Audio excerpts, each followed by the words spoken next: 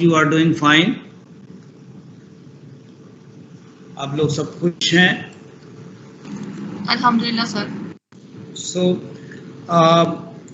for the last couple of lectures, we studied the immunity. We studied that there are two types of immunity: innate and acquired. And innate is mediated through different systems like the skin, the gastric juice, etc. And in the blood, the innate immunity is mediated basically through the neutrophils and macrophages. And we also discussed the acquired immunity, that the acquired immunity is mediated by virtue of the cells which are called the lymphocytes. And we studied that there are two types of acquired immunity: the cell-mediated immunity and the humoral immunity. Cell-mediated immunity mediated through the T cells, and the humoral immunity through the B cells. Although all of these cells, the T cells, the B cells, the neutrophils and the macrophages, are important in mediating all types of immunity, innate and acquired. But predominantly, the neutrophils and macrophages have a greater role in the innate immunity system, and the lymphocytes have greater role in the acquired immunity system. Although the macrophages are equally important in the acquired immunity system, they are the antigen-presenting cells, etc.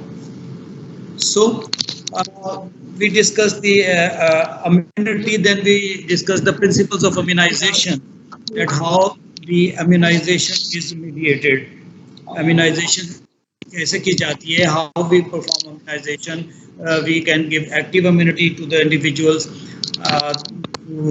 by injecting either the killed organisms or the live attenuated organisms, or the toxins which have been treated, which are no more toxic, but they can produce the immunity. Please turn off the mics. अपने mics बंद कर दें, please. We also studied the passive immunity. That passive immunity is a temporary type of immunity which we inject if a person has incurred a disease. So we give antibodies or activated T cells in those individuals to combat with the infections. And last time we started the blood groups. System that we discussed that initially, previously, when it was attempted to give to transfuse blood from one individual to another individual, many times very untoward reactions occurred which led to death of the recipients. So the researchers then investigated and found that the blood which is present in different individuals, it is different from one individual to another individual in many aspects. That there are a number of antigens which are present in the individuals, in one individual, which can which can cause reactions in the recipient's individual in the recipients if the blood is transfused to these individuals. So now it has been found that there are about 100 or more antigens which are present in the cells, which can divide these cells into different groups. Out of these, 30 are very important, and the most important are the ABO blood groups and the RH blood groups, because of these blood groups the recipients may suffer from reactions. So the OAB blood group and the RH blood groups are important clinically, whereas the other type of blood groups, they are important academically in certain inheritance issues, etc. So we studied that the ABO blood group genetic locus has 3 alleles, A, B and O, IA, IB and IO, in which I stands for immunoglobulin. And this can give rise to a number of combinations because there are 3 types of cancer, but 2 are two are important.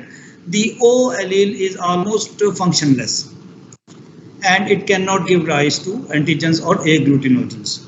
So practically A and B can give rise to agglutinogens, and in against these antigens or agglutinogens, antibodies or agglutinins may be produced. There may be six combinations. As you know that an individual has 23 pairs of chromosomes, and the offspring receive one set of chromosomes from each parent. So there in this context, the individual there may be six possible combinations: OO, OA, AA, OB, BB, and AB. These are the genotypes, and the blood types will be O. If a person is having O blood group, he will be having genotype OO. O from, he will be receiving O allele from each parent. If a person is having A blood group, then his or her genotype will be OA or AA. That is, that he may receive both A antigen from both parents, or he may receive A antigen or O antigen from either of the parents.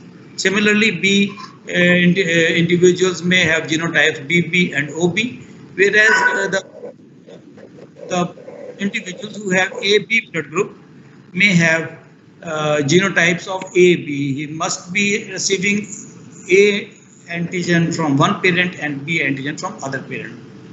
Now, against these antigens or blood types, the antigens which may be present, or agglutinogens which may be present in these individuals, in O blood group individuals, please turn off your mics.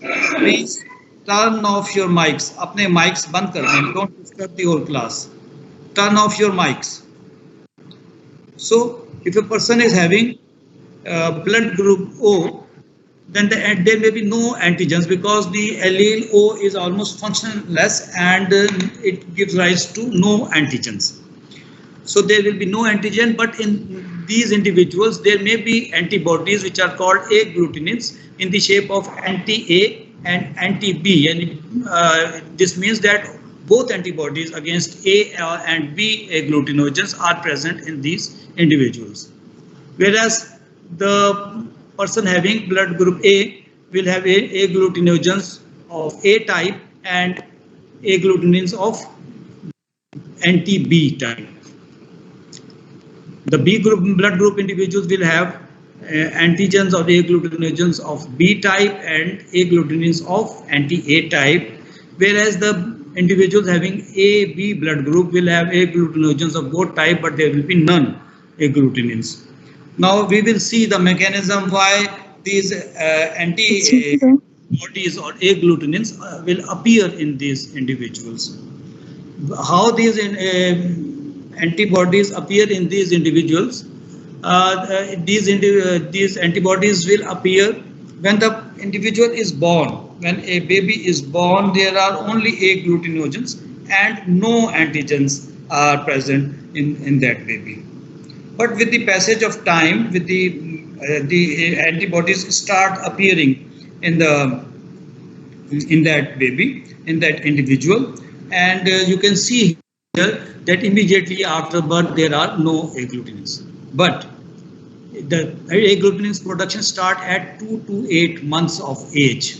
At 2 to 8 months of age, the agglutinins production starts in these individuals, and a maximum titer is usually reached at 8 to 10 years of age. 8 से 10 साल की उम्र में maximum titer antibodies का होता है. After that, gradually the titer declines throughout the remaining years of life. So when an individual is born, no antibodies are present, only the antigens are present of the A, B, O blood.